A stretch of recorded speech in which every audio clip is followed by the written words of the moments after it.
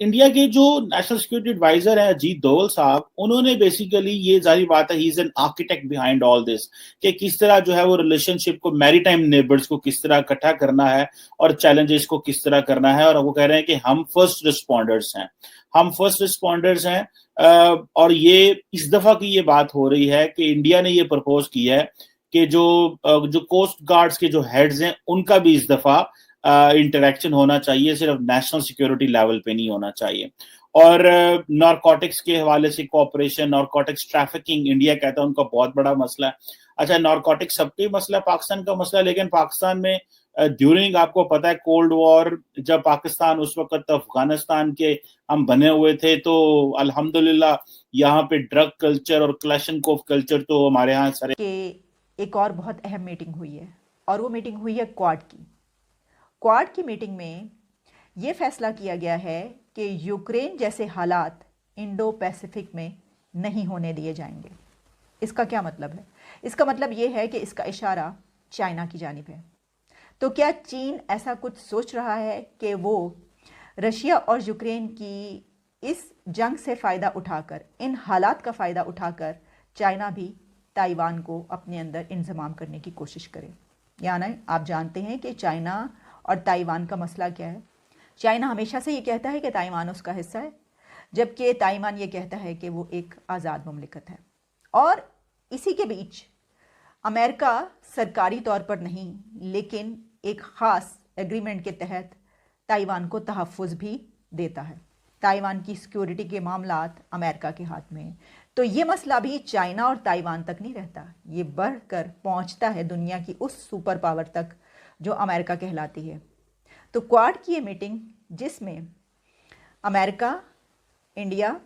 Japan और Australia शामिल थे, इनके लीडर्स ने यह फैसला किया है कि दुनिया को अब रशिया और यूक्रेन जैसे मामले का सामना नहीं होना चाहिए। यानी यूक्रेन जैसे हालात इंडो पैसिफिक में नहीं पैदा होने दिए जाएंगे और नहीं पैदा होने चाहिए। तो ये खदशात उसी वक्त महसूस किए जाते हैं कि जब आपको ये खदशा हो कि कहीं ये मामला देखकर चाइना ऐसा ना करे। श्रीलंका जो है, इंडिया, श्रीलंका, मालदीव्स, इन्होंने बेसिकली एक कोलंबो सिक्योरिटी कॉन्क्लेव जो है वो कंप्राइज किया हुआ है, बनाया हुआ है, एक फोरम बनाया हुआ है, जिसमें इन्होंने इस दफा जो है वो मॉरिशस को भी इंक्लूड किया है एज का चौथा मेंबर के तौर पे, जबकि बांग्लादेश और सीशेल्स जो है, सीशेल एक ईस्ट अफ्रीकन मुल्क है, उसको भी उन्होंने as a observer group include किया। अब ये जो पांचवा basically national security advisor level का एक कोलंबो सिक्योरिटी कॉन्क्लेव इन्होंने एस्टैब्लिश किया है, जिसमें जाहिर बात है कि ये वो कह रहे हैं कि जी जितने भी मैरी टाइम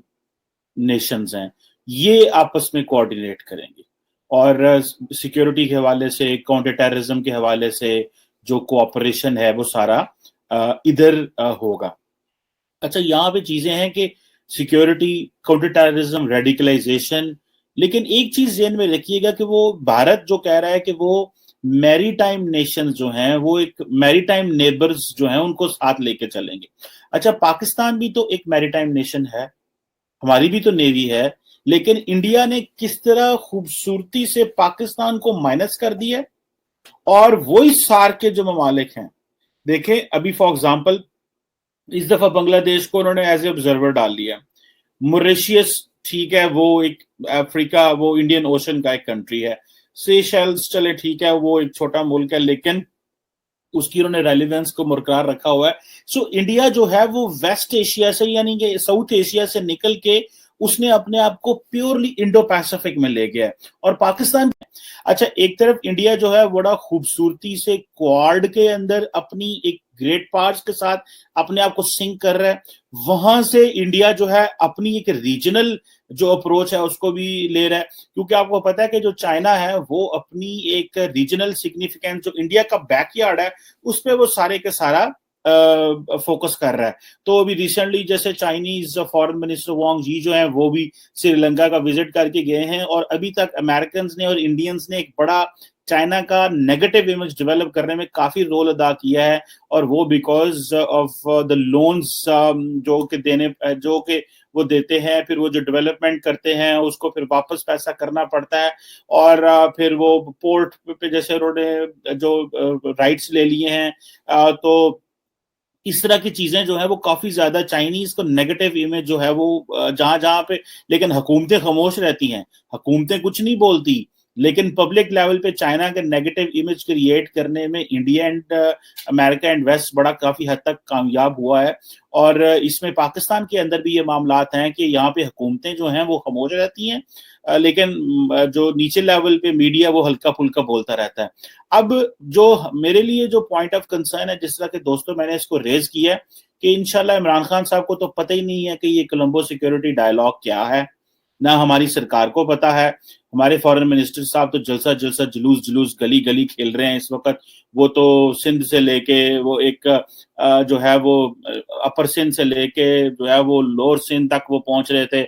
کیونکہ اپوزیشن پارٹی جو ہے وہ اسلام آباد مارچ کر رہی ہے عمران خان صاحب کے خلاف. نو کانفیڈنس موشن آ گیا ہے، اور